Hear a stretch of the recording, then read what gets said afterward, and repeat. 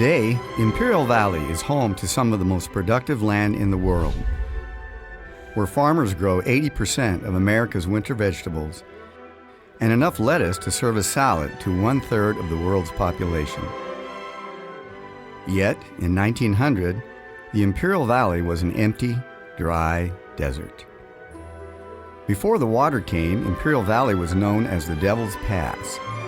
49ers on their way to the gold rush took their chances through the barren terrain.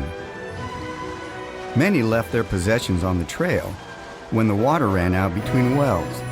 They and their animals sometimes died of thirst. But a few visionaries saw that the Colorado River could be diverted into the desert and onto fertile land to grow food for millions. Starting 1,400 miles north in Wyoming and Colorado, the river had carved out the Grand Canyon, carrying with it millions of tons of silt, or fine dirt. As the river meandered, it left that dirt in what would be known as the Imperial Valley, depositing earth from the Grand Canyon, layer upon layer. Wherever the river touched the rich earth, dense plant growth sprang to life. In 1849, one prospector, a doctor named Oliver Wozencraft, saw that this dry, empty desert had once been filled with a massive lake. Wozencraft envisioned that the swirling waters of the Colorado River could be returned to their ancient home to transform this desert into a garden oasis. For 38 years, Wozencraft worked tirelessly to get the government's permission to bring water to the desert. But the Civil War and its aftermath demanded Congress's attention. Wozencraft and his dream both withered away. He died broke in 1887. Just as Wozencraft was beginning his quest, a geologist named William Blake joined an expedition to survey the West for a possible railroad route. Blake confirmed that the wandering Colorado River had spilled over into the desert and formed a mammoth lake that he named Lake Cahuilla for the native people he met there.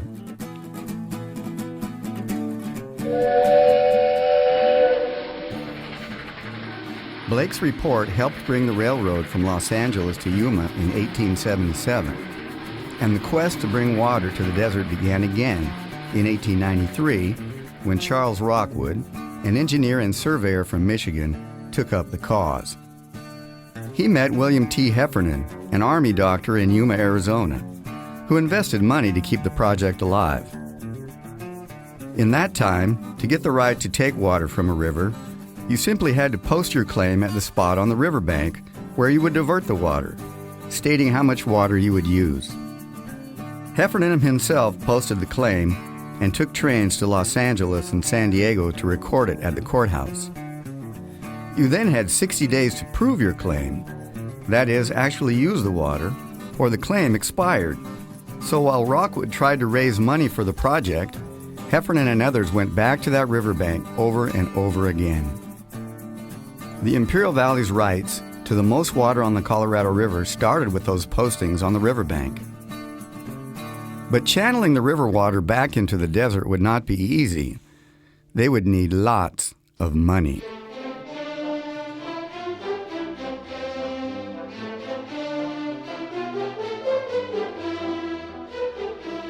Rockwood met a businessman from Chicago named Anthony Heber. Together, Rockwood, Heffernan, and Heber formed the California Development Company in New Jersey in 1896. They needed about $40 million in today's money to build a canal across the river's delta and the desert to Imperial Valley farmland. Because high sand dunes blocked the route in California, Rockwood planned to channel water into Mexico for 42 miles and then back into the Imperial Valley near Calexico, California, a total distance of 60 miles.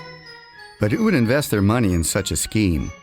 To carry water many miles through a foreign country into a dry desert, hot as a furnace. Rockwood took trains to Chicago, New York, and Mexico City trying to raise money. And he took steamships to London and Scotland 3 times with no luck. The worldwide financial panic of 1893 The deaths of potential investors and the War of 1898 ruined their hopes again and again. Oliver Wozencraft had failed. Charles Rockwood and Anthony Heber were about to give up. And then came George Chaffey. Chaffey was a self-taught engineer from Ontario, Canada. When he was just 14 years old, he captained a ship across Lake Michigan in a blizzard.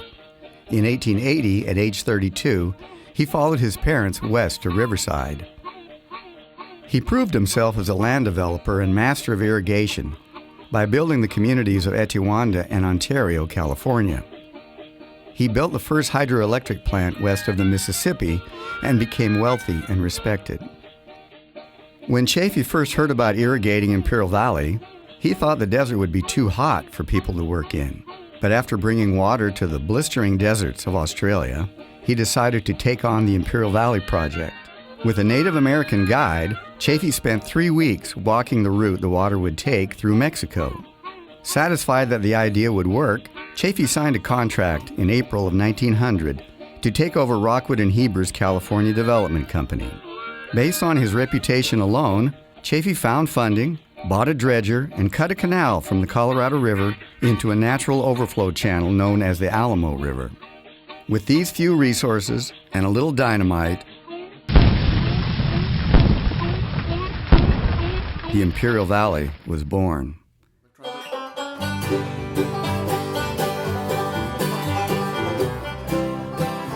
What Rockwood couldn't do in 7 years, Chaffey accomplished in a few months. Water came to the Imperial Valley in June of 1901, and Chaffey did it for $100,000. He built a temporary wooden control gate, and the water began to flow. Farmers grew crops where no crops had ever been grown before. And townsfolk came too, merchants, bankers, teachers, newspapermen, and mule-drawn wagons with supplies. The California Development Company was in full swing from its headquarters in Calexico. Imperial Valley made news across the nation, and George Chaffey held a tour for reporters to see how the desert was blooming. Chaffey, along with the thousands of settlers, had accomplished so much, but Rockwood resented Chaffey's control over his dream and wanted his company back. Chaffey didn't protect his shares in the California Development Company. Rockwood made allies and took the company over again. He invited Heber back. Chaffey was out. Farmers kept clearing land and building canals, but as good as times were, things soon went wrong. Out of all the rivers in the world, the Colorado was one of the wildest. It would rage flush and full, spring through late summer. Then when Wyoming and Colorado froze, there would be little flow during the late fall and winter. Farmers were terrified. Crops were dying. Their livelihood, even their lives, depended on water.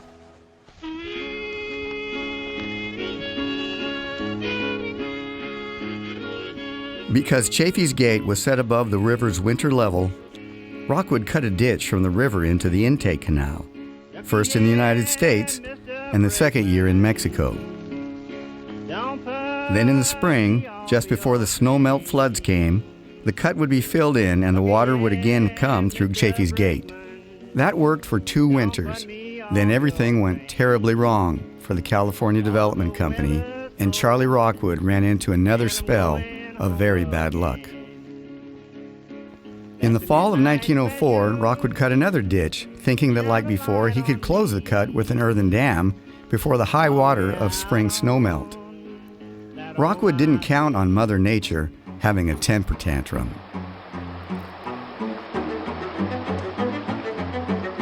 In the spring of 1905, torrential rains in Arizona swelled the river to many times its normal flow. The river overflowed its bed into Rockwood's small ditch, pushing its way downhill to the west and widening the gap like a hungry, earth-devouring giant. The Colorado River had abandoned its normal course and poured into the Imperial Valley, as it had done many times in ages past. Attempting to fill the widening breach, the California Development Company drove piles through bundles of arrowweed or cachinilla woven by hundreds of Pima, Papago, Kukapa, Maricopa, and Yuma Indians, followed by 10,000 sandbags. But the currents just carried them away. Some settlers lost their homes or found themselves surrounded by water. Others watched as their houses just crumbled into the New River flood channel. Rockwood tried again in June, but by then the river was running at 8 times its average flow, and the engineers and Native American workers were no match for this insistent force of nature. Their makeshift dam was swept away. As spring turned into summer, the California Development Company had to give up. They had barely enough money to keep the water flowing to the farmers, so Edward Harriman, owner of the Southern Pacific Railroad, invested $200,000 to make the repairs. Engineers came from all over the world to marvel at this gargantuan engineering disaster.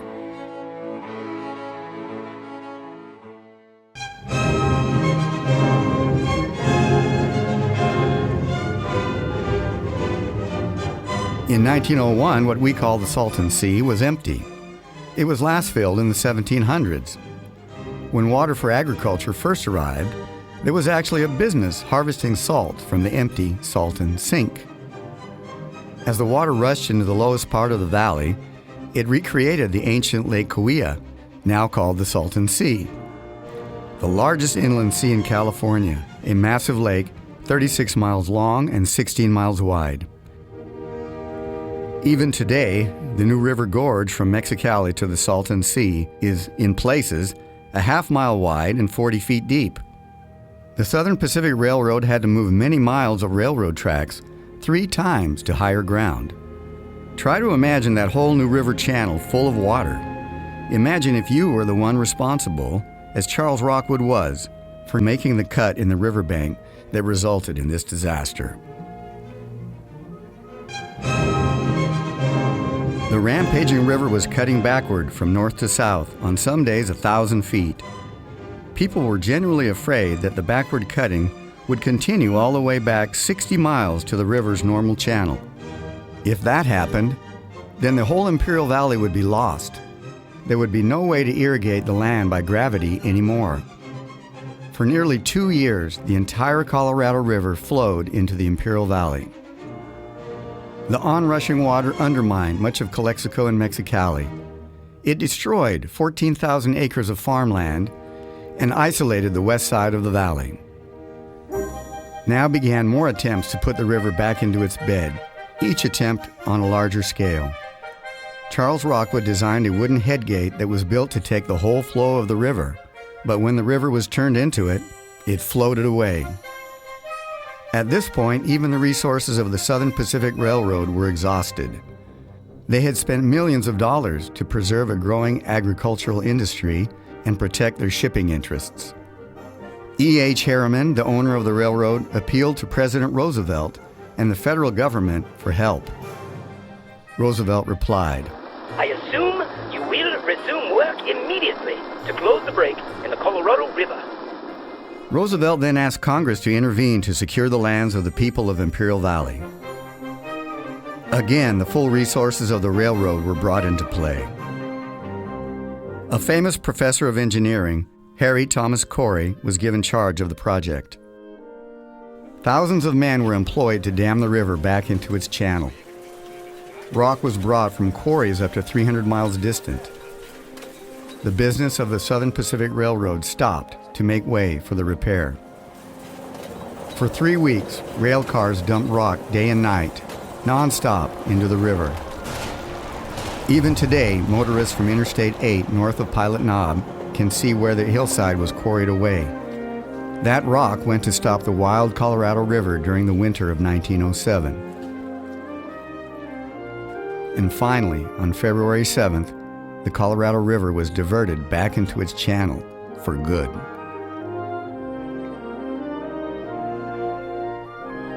The flows in the new river quickly dropped.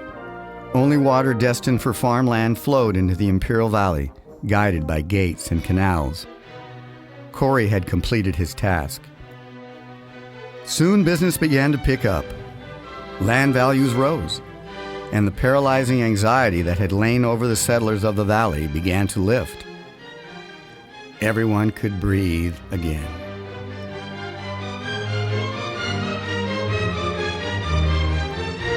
After the break in the river was finally closed, the California Development Company declared bankruptcy. The Southern Pacific Railroad took over its water delivery system. Chaffey had long ago left the Imperial Valley. Heber had moved on. He died in a hotel fire in 1906. Corey stayed on for 2 more years, supervising the irrigation system and building levees in Mexico. Rockwood, the one who had dreamed of the largest irrigation project in the world, left in 1905, but kept the valley in his heart. He returned some years later, again as engineer of the water system. The Imperial Valley needed one more David to tame the Goliath that was the river. John Morton Eshelman, a bright young attorney, came to El Centro for tuberculosis in 1905. He stayed in the valley long enough to form the Imperial Irrigation District in 1911, which took over the water system from the railroad. The Colorado was still a wild river. It wouldn't be until El Centro Congressman Philip David Swing pushed through the Boulder Canyon Act in 1928 and the completion of Hoover Dam in 1935 that the worry of flooding would cease.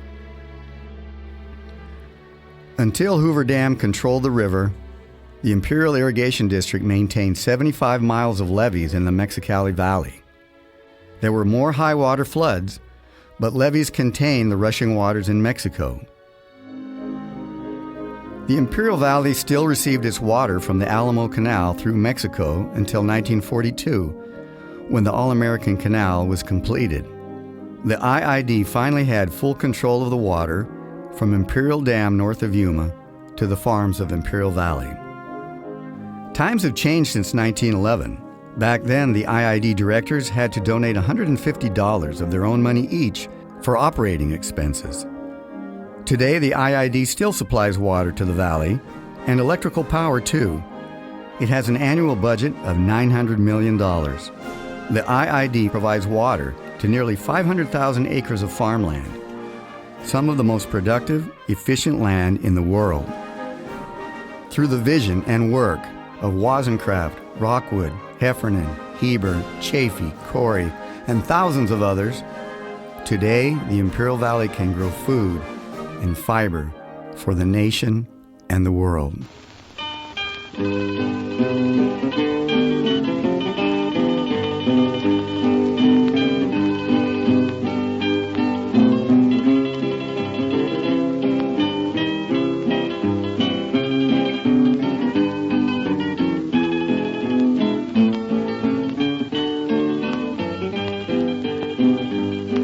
I wonder how the old folks are at home. I wonder if they miss me when I'm gone. I wonder if they pray for the boy who went away and left their dear old parents all alone. You could hear the cattle lowing in the lane. You could almost see the fields of bluegrass green. You could almost hear them cry as they kissed their boy goodbye. I wonder how the old folks are at home.